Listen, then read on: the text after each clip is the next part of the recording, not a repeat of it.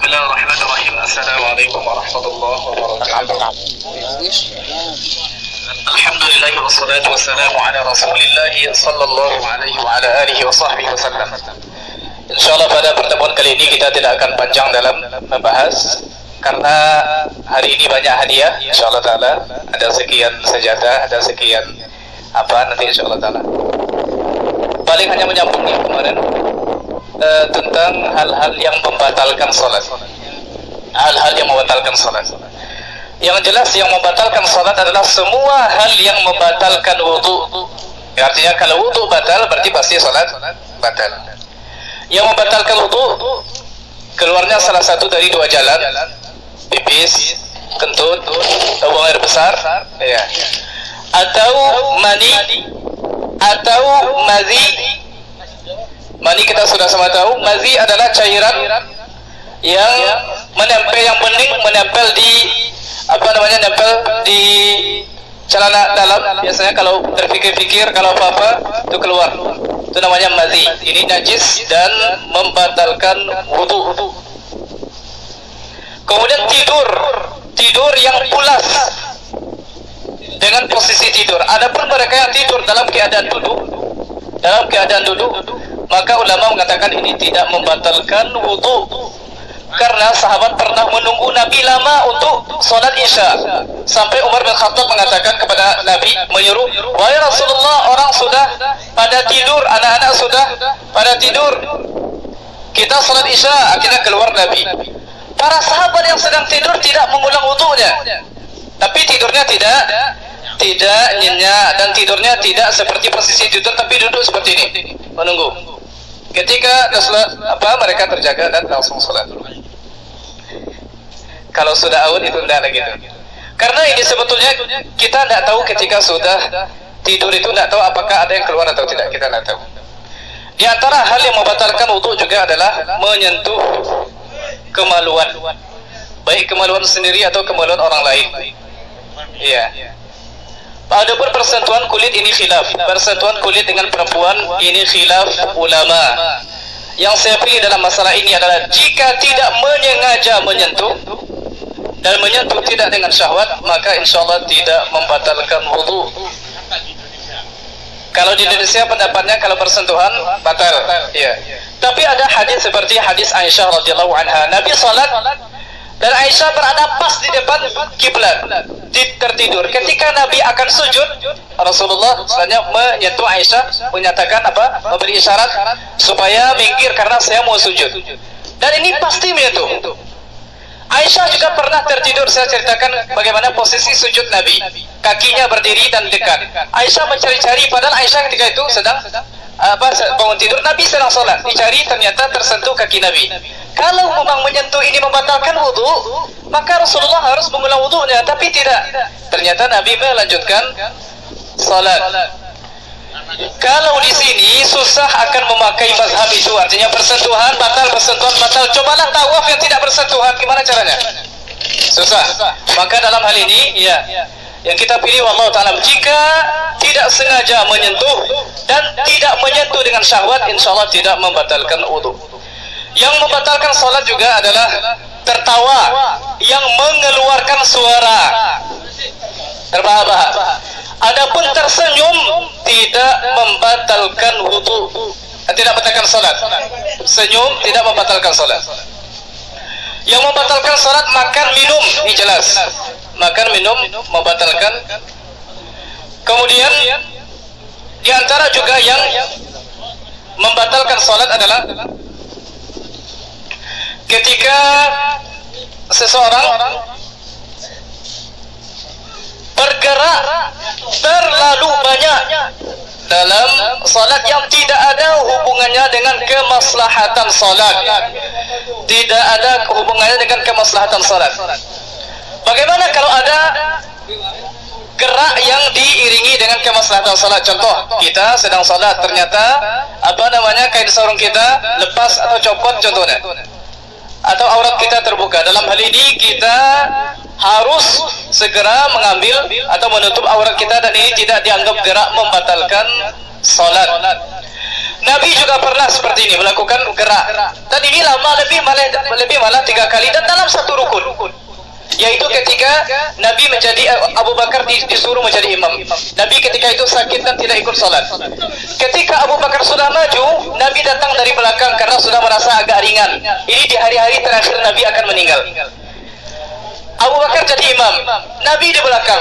Ketika melihat Nabi masuk ke saf, sahabat sudah bertepuk-tepuk seperti ini, memberi kode ke Abu Bakar kalau Nabi ada di saf. Nabi yang jadi imam, Abu Bakar seharusnya yang ke belakang. Karena sudah ribut di belakang, maka Abu Bakar menoleh. Ternyata ada Nabi. Lalu Nabi memberi isyarat seperti ini, artinya tetap di tempat. Ini juga gerak. Abu Bakar malah beranjak ke belakang, mundur ke belakang. Kemudian Nabi maju ke depan sebagai imam.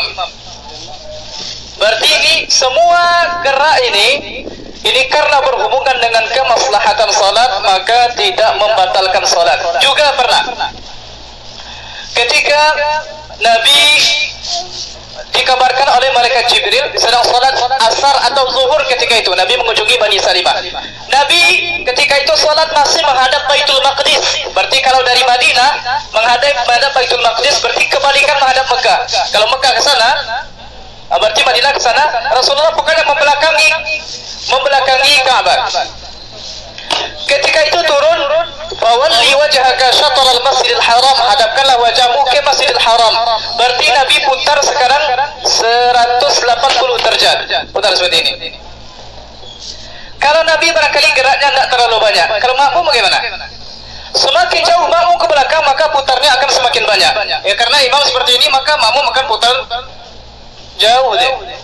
Dan ini tidak membatalkan salat. Ini terjadi setelah 2 rakaat. Rasulullah ketika itu salat 4, berarti 2 rakaat terakhir ini posisi sahabat sudah bertukar dan semuanya gerak.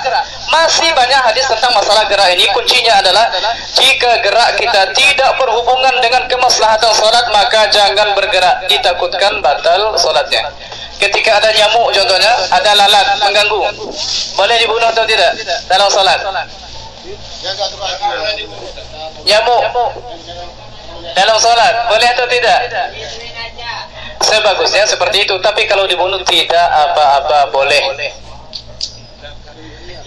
Nabi saja bilang seperti ini, kalau ada di depan kalian ular katanya dan kalian sedang salat, maka bunuhlah. Ini dalam salat. Dan tidak, insyaallah masalah darah sebentar lagi.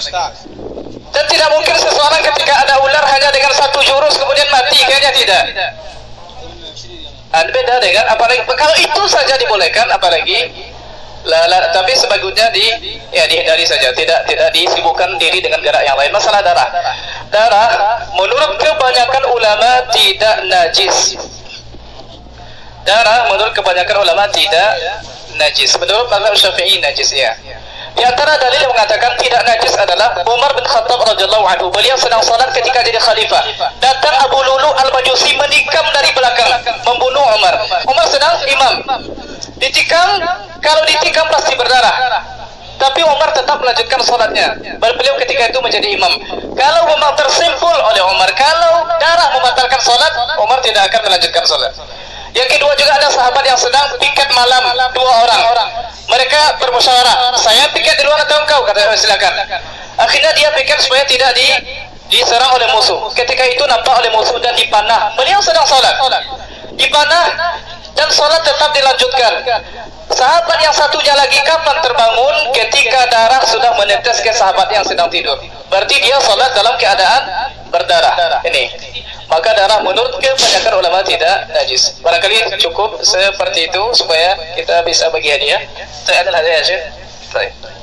Silakan yang membaca doa Allahumma ba'id lancar. Silakan. Allahumma ba'id.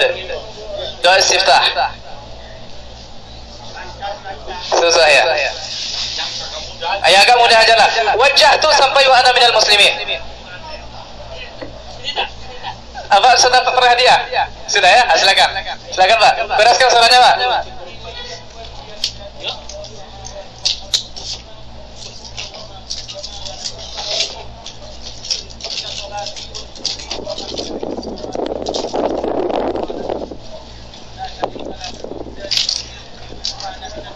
Masya Allah. Dikasih? Kasih. Silakan.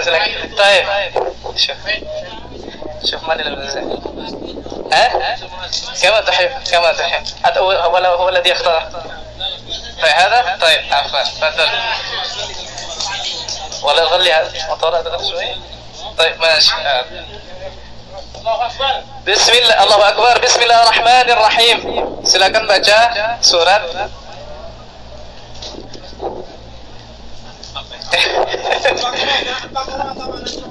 Inna anzalnahu fi lailatul qadar. Silakan dapat. Oh, udah. Iya, yang belum apa? Yang belum dapat. Bismillah. Ayo. Yang pernah dapat, jika ada yang tidak bisa menjawab kecuali beliau, maka tetap dikasih. A'udzu billahi minasyaitonir rajim. Bismillahirrahmanirrahim. Inna anzalnahu fi lailatul qadr wa ma adraka ma lailatul qadr. Lailatul qadar min ahlil bisah. Tanazzalul malaikatu wa ruhu fiha bi idzni rabbihim min kulli amr. Salamun hiya hatta matla'il fajr. Masuk, kasih. Oke, silakan. Fadhil. Silakan diambil Mas di depan. Silakan yang baca. Nah, ini surat Bismillahirrahmanirrahim. Baik. Ada apa? Baik. Bismillahirrahmanirrahim. Surat Alam nashrah laka sadrak. Belum. Oke, silakan.